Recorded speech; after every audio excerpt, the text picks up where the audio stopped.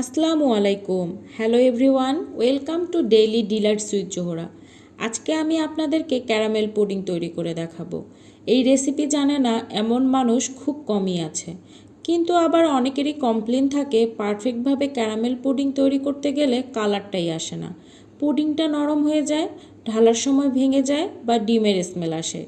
এই সব কিছু সমাধান সহ চেষ্টা করেছি একটা পারফেক্ট রেসিপি আপনাদের সাথে শেয়ার করতে। চলুন শুরু করি। পুডিং তৈরির জন্য 1 লিটার দুধ নিয়েছি। এবার দুধ জাল করে নিচ্ছি। আমি 1 লিটার দুধ জাল করে 250 ml করে নিচ্ছি। পুডিংয়ের জন্য আমি ঘন দুধ ইউজ করব। ঘন দুধ ইউজ করলে পুডিংটা পারফেক্ট হবে। দুধ ঘন হয়ে গিয়েছে, চুলা থেকে নামিয়ে ঠান্ডা করে নিচ্ছি। এবার একটি মিক্সিং বোল নিয়ে নিচ্ছি আর দিয়ে দিচ্ছি 3টি ডিম। ডিমগুলো অবশ্যই রুম টেম্পারেচারে থাকা হতে হবে। আজকে আমি 3টি ডিম দিয়েই পুডিংটি বানাবো। দিয়ে দিচ্ছি হাফ চা চামচ লবণ, হাফ কাপ চিনি দিয়ে দিচ্ছি। চিনিটা আপনারা টেস্ট অনুযায়ী বাড়িয়ে কমিয়ে দিতে পারেন। এখন সব কিছু ভালোভাবে মিশিয়ে নিচ্ছি। ডিমের সাথে চিনিটা সম্পূর্ণ গলে মিশে যাওয়া পর্যন্ত এইভাবে বিট করে নিচ্ছি। মিশ্রণটি যত ভালো হবে পুডিং তত পারফেক্ট হবে। এবার ক্যারামেল তৈরি করে নিচ্ছি। দিয়ে দিচ্ছি হাফ কাপের অর্ধেক পরিমাণ চিনি। আমি যতটুকু চিনি দিয়েছি তার ডাবল পরিমাণ পানি দিয়ে দিচ্ছি। এই পর্যায়ে একটু নেড়ে মিশিয়ে নিচ্ছি। পরে আর নাড়ব না।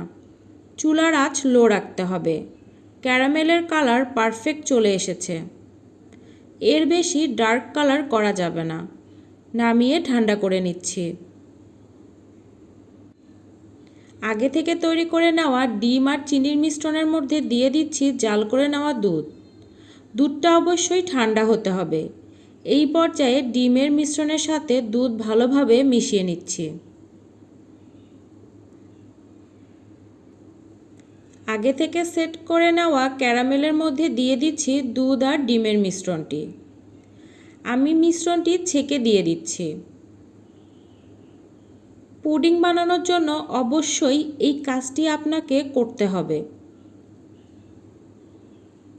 তা না হলে পুডিংয়ের পারফেক্ট রেজাল্ট আসবে না।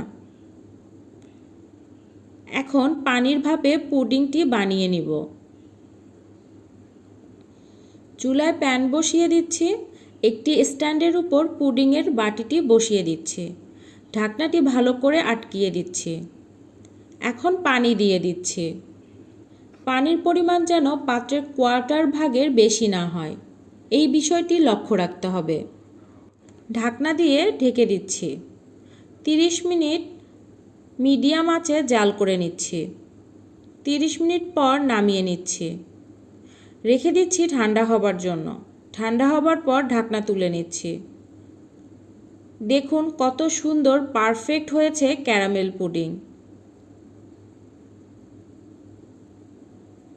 এবার একটি ছুরির সাহায্যে চারপাশ দিয়ে ছাড়িয়ে নিচ্ছি, যাতে বের করতে সুবিধা হয়।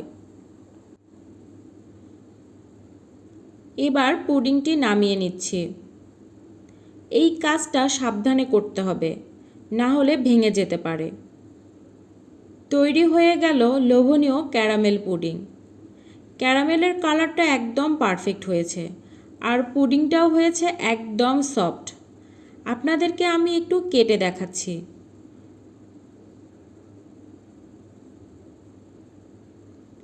দেখুন কতটা সফট ও পারফেক্ট হয়েছে।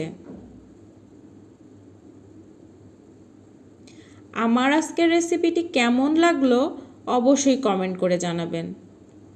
নতুন নতুন রেসিপি পেতে পাশে থাকুন। আজকের মতো বিদায় নিচ্ছি। আল্লাহ হাফেজ।